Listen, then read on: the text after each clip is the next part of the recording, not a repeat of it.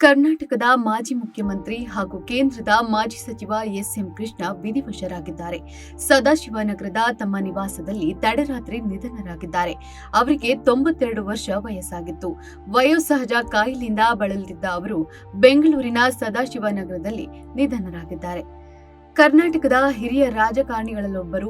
1999ರಿಂದ 2004ರವರೆಗೆ ಕರ್ನಾಟಕ ರಾಜ್ಯದ ಮುಖ್ಯಮಂತ್ರಿಗಳಾಗಿದ್ದರು.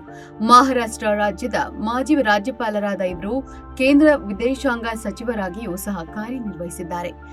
ವಿದ್ಯಾಭ್ಯಾಸದ ದೃಷ್ಟಿಯಿಂದ ಕರ್ನಾಟಕದ ಅತ್ಯಂತ ಹೆಚ್ಚು ಸುಶಿಕ್ಷಿತ ಮುಖ್ಯಮಂತ್ರಿಗಳಲ್ಲಿ ಕೃಷ್ಣ ಒಬ್ಬರು. ಇವರು ಬಹುಕಾಲ ಕಾಂಗ್ರೆಸ್ ಪಕ್ಷದ ಸದಸ್ಯರಾಗಿದ್ದರು.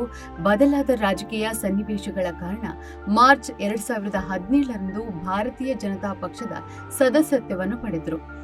ಅವರು 1999ರಿಂದ 2004ರವರೆಗೆ ಕರ್ನಾಟಕದ 16ನೇ ಮುಖ್ಯಮಂತ್ರಿಯಾಗಿದ್ದರು ಮತ್ತು 2004ರಿಂದ 2008ರವರೆಗೆ ಮಹಾರಾಷ್ಟ್ರದ 19ನೇ ರಾಜ್ಯಪಾಲರಾಗಿದ್ದರು. ಎಸ್.ಎಂ. ಕೃಷ್ಣ ಅವರು ಡಿಸೆಂಬರ್ 1989ರಿಂದ ಜನವರಿ 1993ರವರೆಗೆ ಕರ್ನಾಟಕ ವಿಧಾನಸಭೆಯ ಸ್ಪೀಕರ್ ಆಗಿ ಸೇವೆ ಸಲ್ಲಿಸಿದರು.